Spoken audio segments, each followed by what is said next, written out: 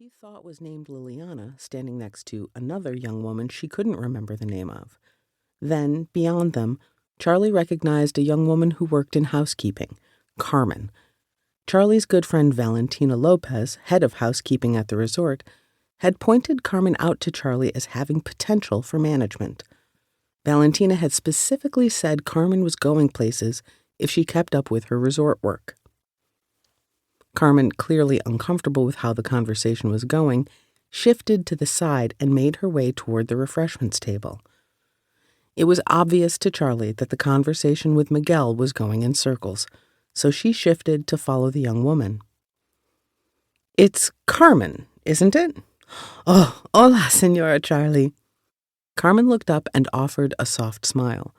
She had beautiful raven black hair tucked behind her ears and darkly tanned skin. Her deep brown eyes were wide but kind as she turned to face Charlie. "I didn't know you were here. Gustavo invited me." Charlie had been honored to accept an invitation from the owner of La Cantina, especially seeing as how she was still new to the island. But she'd been told time and time again to never miss an opportunity to join a party thrown by the man. Everyone had been right. "He is a wonderful man, no?" "He is. And remind me, you're in housekeeping at the Pearl Sands, right?" "You have a good memory. See, I've worked there almost 2 years now." "And you like it?" Carmen ducked her head, blushing. "I do. Senora Valentina has been very kind to me." "She's great like that, isn't she?" They shared a laugh, then Charlie changed topics. "What is it that man is talking about? Do you know?" Carmen's eyes went wide. "You haven't heard?" "I'm afraid I'm out of the loop." Charlie had heard murmurings about some deal going on with the resort, but she hadn't been told anything by the hotel manager, Felipe Delgado. Then again, Felipe had been quiet as of late, dealing with issues regarding his mother's health. "There are rumors that the resort plans to develop part of the additional plot of land that rests between the town's property and the resort's southern end. Most in El Pueblito think it's a terrible idea and are against it, as you can tell." "Is their land threatened?" "Thankfully, no. The resort hasn't mentioned purchasing anything additional. It's just that the development could cut them off from road access for a time, perhaps up to a year of added traffic.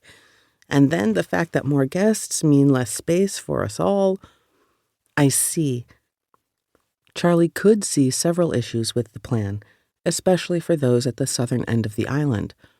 But she didn't have enough facts to pass judgment just yet. There are no benefits? I mean, guests do tend to come here and shop, right? "True, but I think the people here are more afraid of interference than they are the benefits." She shrugged, clearly not sure how she felt about everything as an employee to the resort, but also a friend to the village. "What do you think?" "There you are." A muscled young man slid up next to Carmen. He put an arm around her neck and pulled her roughly against him, almost making her drop her plate. "Edgar!" Carmen's tone was a reprimand the young man didn't hear. "I've been looking for you, babe." "I wanted a snack." "You've had enough, yeah?" He snatched the taco she'd added to her plate and took a large bite. "Besides, I'm hungry." Carmen sent an apologetic look to Charlie. "Miss Charlie, this is my boyfriend, Edgar Garcia." "Nice to meet you," Charlie said with a thin-lipped smile. She didn't appreciate the way the young man treated Carmen, but it was clear he was somewhat intoxicated. "You know her from the resort?" His scowl deepened. "She's the concierge." Carmen offered a tentative smile. "And Gustavo invited her tonight." Edgar made a pfft sound and his eyes darkened. "Resort trash." Carmen gasped, and Charlie almost took a step back, but she recognized what was happening.